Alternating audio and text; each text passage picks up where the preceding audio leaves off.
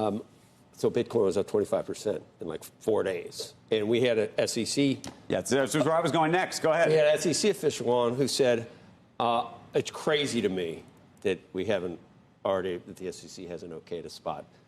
But she also said. Spot BTF. Spot ETF for Bitcoin. But she also said, but these people, these other three people are never, basically said, we're never going to do it. So people that the Rorschach, people saw, one side saw her say, it's insane that it hasn't been okay. The other side said, well, these people that I'm working on the serving with are not going to do it. Why was it up 25%, and is it still inevitable this year? Yeah, well, I've said it's inevitable. This year? Look. You should never give a time and a You're right. I mean, I'm learning from you. Yeah. Right. Don't give a time and a prediction. No, the issues that were in doubt, is trading manipulative? And for a time period, people thought 90% of trading in Bitcoin was wash trading, ladder trading, or otherwise manipulative. Is there enough data about trading? Do we have enough data about overall supply and how it operates? All of those questions, in addition to what Bitcoin is classified as, which is a commodity, CFTC, SEC agree, they've all been decided. So the questions that were, what I would say, and so doubt in my mind. Look, I was not comfortable approving a Bitcoin ETF when those questions were open. But I think now they've been decided. You would echo what she said, that it's totally illogical that it hasn't been done yet. Right. I would echo what she said. And I don't know whether Bitcoin's going to be worth a lot or a little, but we're at a point where the market can decide. But Jay, let me ask you this then. That's interesting. Are you of the view that what you're seeing here, because we have BlackRock on the docket and Fidelity and some of these big names, I think a lot of people seem to take great comfort in the idea that a BlackRock is the one asking, or Fidelity is the one asking, and that it's not, Grayscale, which is a smaller firm that's been asking for this. That FTX. That somehow is a distinction, and that somehow the SEC is going to look upon them more favorably because of who they are or because they have relationships with. Like, how does that actually work in practice? Do you get this application from BlackRock and you go, geez, because it's coming from BlackRock, I should probably do this? Or do you say it doesn't matter that you're BlackRock or you're the lovely guy behind here who serves coffee outside? Let's give the SEC staff some credit. That's not how they look at it. What is the BlackRock, Fidelity, what is it indicia of?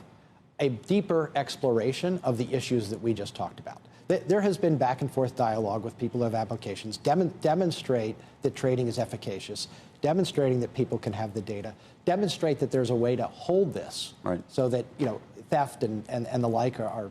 Right. Welcome to the Crypto Teacher. And I come back with that video just to make you think. Don't forget to like and subscribe to the channel. Support this great content by hitting the Cash App and by joining the Patreon. And we have Jay Clayton back talking about the spot Bitcoin ETF. And we know Jay Clayton started it all when he started a lawsuit against Ripple on his way out. And it allowed Gary Gensler to kick the regulation can down the road. And we had the nerve of Hester Pierce, the commissioner, act like she doesn't know why we don't have a spot Bitcoin ETF. Remember, guys, they all playing the Hegelian dialectic. And then Jay Clayton talks about the bank man. And we know Jay Clayton was in that FDIC video of them planning 10 years ago with the fall of these banks. So we know FTX was a big plan by the big banks. And the big banks are the biggest what? I'll let you finish that. Because we know what the bank man was really working on. And remember, he was meeting with the CFTC and Ledger X was approved. You're talking about a $1 trillion derivative market on blockchain being ran by an algorithm and not a human involved. And remember, the Crypto Teacher told you. Our job is to sow doubt in the minds of the jurors. Doubt that there was really, in this case, really intent here. Right. What is a way to do that is to say that, on the intent to defraud, on the intent to use funds, that there was a reliance on others. And here, the reliance on the lawyers. That is a legitimate defense if you actually got legal advice about the actions you took. Right. I think what the judge is trying to assess here is there enough indicia that Sam really sought legal advice, that he understood he was being told by the lawyers that what he was doing was permissible, to allow that defense? Well, it seems to me there's two issues. There's that, but also how much the lawyers knew, right? I mean, there's the secondary issue of And that's, I think, very specific. That was the question that the judge was asking yesterday, which is, if you go rob a bank and then you go talk to your lawyer and says, I need you to help me move this money from here to there. If you didn't tell the lawyer prior that the money was from the robbery, that you can't really then claim that that you relied on the lawyer. However, if the lawyer was involved with the original robbery, and in this case, that the suggestion is such, I think, if you believe that it's a robbery at all, and I know that's a question of this whole case, then would you allow the judge this legal piece of it in? The other thing, it seems to me, is that the lawyer that is in question, nobody seems to want to call for this case, because then you also then have to open up all sorts of other issues. So neither side wants to call the lawyer? Thus far, I don't think that the prosecutors clearly did not want to call the lawyer, and it doesn't appear that they want to call the lawyer. We'll see. But you cast this in exactly the right way, which is, are there enough indicia? Are there enough questions? Did the lawyers actually know enough facts where there was real legal advice that you could rely on? And from what I saw in the transcript, there was not that type of engagement. You expect deep engagement with your lawyers on whether I can take my customers' funds and go do something completely different with it. The only reason that door might open is that it appears that the lawyer was the one who wrote the terms of service with some of the language that appears to allow for wild things to happen. Yeah, and then there were all sorts of... Transform my community. We've sent kids to Brown, to Dartmouth, to Stanford. We have amazing scholars, amazing engineers in the field of science, technology, engineering, and mathematics. I've seen how it's transformed my neighborhood. First should be in every single school across America. We are entering this new realm of generative AI and AI everything. A lot of jobs will be rendered obsolete because of it, but new jobs, new industries, new careers are going to be created. And the folks that are a part of FIRST, like Austin, the CEO, founder of a company called Luminar, he is like the poster child of what, comes from a FIRST education and involvement in building robotics. And we have will.i.am. And we know he's a part of the global leaders for the World Economic Forum. Speaking of AI, is going to be embedded in everything. And we know how they're going to sell it. It's here to help you out, make you more productive. But we know the goal, transhumanism, man versus machine. And of course, they want the machine to win. Then man wants to become the machine, become the superhero. We already see the social engineering when it comes to fake body parts. And we know with social media, it creates illusions for a lot of people. And then, guys, we have Jamie Dimon giving the signal, finally selling shares in 2024 because he knows we're on our way down. Remember what Klaus stated, we're in a fragmented world. We see with the high rates for longer is breaking up the economy. Inflation is hitting consumer pockets. Car payments behind. Trillions of dollars in debt on credit cards. But remember what they tell you. The consumer is doing wonderful. We know that is definitely not true. But since the economy is breaking up, what do we expect and what do we always get? That's right, the drums are beating. Right when America is broke, we know the drums always get to beating. And we have U.S. launcher strikes in Syria targeting Iran. And I told you guys in the fourth quarter, we just need that one event. And we received it. And now it's going to be event after event. And we know next year is election year, so it's always entertaining. But guys, don't forget, this is all for the fourth industrial revolution. Don't get distracted. This is all so they can bring in the robots, algorithms, and drones to take the economy over and the sheep go inside the metaverse. Get that free money airdrop, and they'll be telling them what, where, and when and how to buy, and you have 3 to 6 months to spend it or poof, it's gone. And once you get in the metaverse, now they can download you. And we know if they can download you, they can delete you. And remember, the Cryptoteacher told you. And we have Steve Jobs rolling over in his grave. Yes, that's right. You heard Apple pulling a Bill Gates. a Zuckerberg. We know Steve Jobs would never take someone's technology. We know he'll pay them, but he will never steal. But guys, we've seen this movie before. Remember, your life is an illusion and TV is your reality. And remember, the crypto teacher told you, because he knows. When it comes to the NWO, it's all planned out. You have a wonderful day. Now, JP Morgan announcing in that SEC filing that its chairman and CEO Jamie Dimon intends to sell 1 million shares beginning in 2024. At today's levels, that amounts to roughly $140 million and around 9% of his beneficial ownership when including unvested performance share units and stock appreciation rights. As you mentioned, Sarah, this is Dimon's first such stock sale since he took over as CEO. In the filing, JP Morgan said, quote, Mr. Dimon continues to believe the company's prospects are very strong and his stake in the company will remain very significant. I'm told the share sale is not indicative of any kind of leadership change at the top of JP Morgan, that it's purely for financial diversification and estate and tax planning purposes for Dimon and his family. But Wells Fargo's Mike Mayo just putting out a note saying the timing of these sales got his attention, with Mayo writing in this new note, this is the first stock sale that he will make and comes after his bearish comments that include the possibility of interest rates increasing to 7% and a, quote, uninvestable banking sector given the burden of new proposed Basel III capital rules.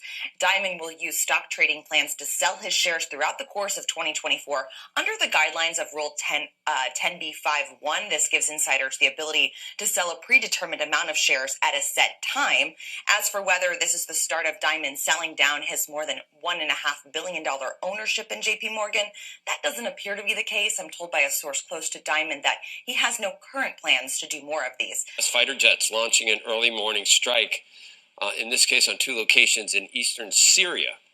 The Pentagon says both were linked to Iran's Revolutionary Guard. The move's in response to a string of drone and missile attacks against U.S. bases and personnel in the region that began early last week, killing at least 1 U.S. citizen and injuring at least 20 more. The Pentagon says the U.S. does not seek any escalation of the conflict and described these strikes as separate and distinct from the ongoing conflict between Israel and Hamas. But you'd have to think it's somewhat related, and you have seen a change in tone from the Biden administration on whether Iran, how directly involved Iran was in the Hamas atrocities. The United States does not seek conflict with Iran. We do not want this war to widen. But if Iran or its proxies attack U.S. personnel anywhere, make no mistake, we will defend our people, we will defend our security swiftly and decisively. Are you copying the Apple Watch with your Android watch coming? John, great to see you again. That statement you read was so loaded and so outrageous. As you know from the last interview, we've been working on pulse oximetry since 1989. Apple contacted us in 2013, right after we announced the first consumer pulse oximetry product that worked on the iPhone, and told us for the platinum of non-invasive monitoring, they'll sign our NDA, they'll work with us. So what did they do instead? They recruited 25 of my team. I didn't take any of their people. They copied us. They copied us poorly. The second thing they say in that statement, somehow it's going to affect the health of people. They know their pulse oximetry is not good. I saw the data in the trade secret trial where they knew it wasn't good enough to submit it for FDA approval. You also bought a company that does home audio. What are you up to? Well, first of all, in the ITC, in the trade secret case, we showed the jury that I had this idea of creating a watch since 1991. We've been working on it diligently since 2015, 2016, when we shrank the power consumption of our product and the size of it so it could fit in a watch. So yeah, since beginning I was trying to do this, but at the same time, a lot of things have come forward that makes it possible, like high-speed internet, like Bluetooth, and all these new technologies, cloud data sharing and data gathering. So yeah, I mean, they called us, they wanted our technology, and now we're copying them. It's kind of not not legitimate. Going to a different economy, and we're going to be learning more about that as we go. But clearly, we're learning that things can be done from remote locations. We're learning that technology can replace people even more than we thought. We're not going back to the same economy. We're recovering, but to a different economy, and it'll be one that is more leveraged to technology. And I worry that that is going to make it even more difficult than it was for many workers. In Silicon Valley, and my friends who work in technology know that what we did to the manufacturing workers, we are now going to do to the retail workers, the call center workers, the fast food workers, the truck drivers, and then even bookkeepers, accountants, insurance agents, lawyers, and on through the economy. So what happened to the manufacturing workers is a very clear sign. And so we'll import Chinese-based CBDC technology. So it's going to be CBDC in a box provided to you by the People's Bank of China. But every stock, every bond, every currency, every commodity, every piece of art, every private business, every piece of real estate will eventually be a token on a blockchain, an entry on a ledger, permanent and immutable. We will have truth instead of trust, and we will save over $7 trillion a year. 6 to 8% of global GDP is wasted by the friction of the trust industry that's necessary when you have dual entry accounting. With triple entry accounting, which is what a blockchain is, we get rid of all of that friction. It's a beautiful future. Like what you see in China and their social credit scoring systems, right? If we get identity wrong, it could be a tool to enslave humanity. And if we get it right, it could be a tool to liberate humanity. And as an American, I'm obviously rooting for the one that's on the side of freedom. Bitcoin is an international asset. And also, I do believe the role of crypto is, it's digitizing gold.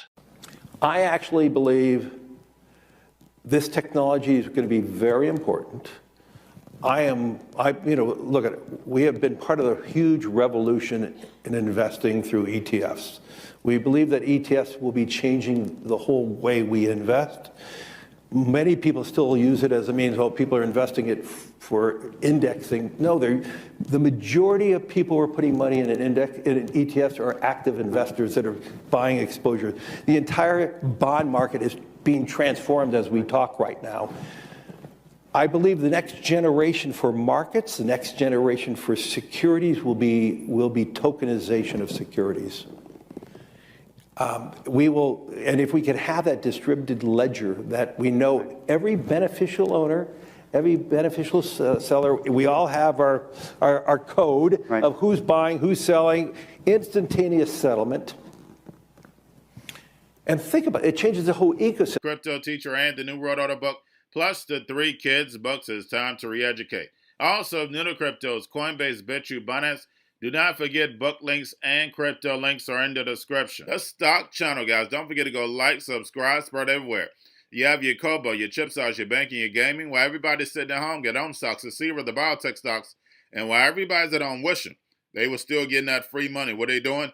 Drinking and smoking weed. Don't forget about those stocks, and you have a wonderful day. The most powerful person in the world is the storyteller. The storyteller sets the vision, values, and agenda of an entire generation to come. Steve Jobs. And guys, I truly believe in this. When you look at the New World Order, they're the storytellers. And that's the reason why I wrote my New World Order book. But guys, now it's time to change the current generation. And I wrote 3 kids books. I love the Trinity because I understand the power that's in it. So I have 3 books. We have an opportunity to change the generation, to educate. Not just me, but I want to show you that I take action on a daily basis. And I want you to take action on a daily basis. Whether it's your job, whether it's in your community, we have an opportunity right now to educate the masses. I posted this on my Twitter account. Please share, but this is a short clip of the 3 books. There's going to be a clothing line and action figures. Please get these books for your kids, nephews, cousins, friends, so therefore we can start the re-education now. Because as we see, the 4th Industrial Revolution foundation is definitely here. robots, algorithms, drones, taking humanity out the picture. We have to re-educate. But let's get into the video. Part 1. King Joshua and Grandma Tanya save the village. Part 2. King Joshua and Grandma Tanya save New York from COVID-33. Part 3. King Joshua and Grandma Tanya goes to China. It's mandatory to get part 1, part 2, and part 3 of this series. It's time to re-educate Generation Z.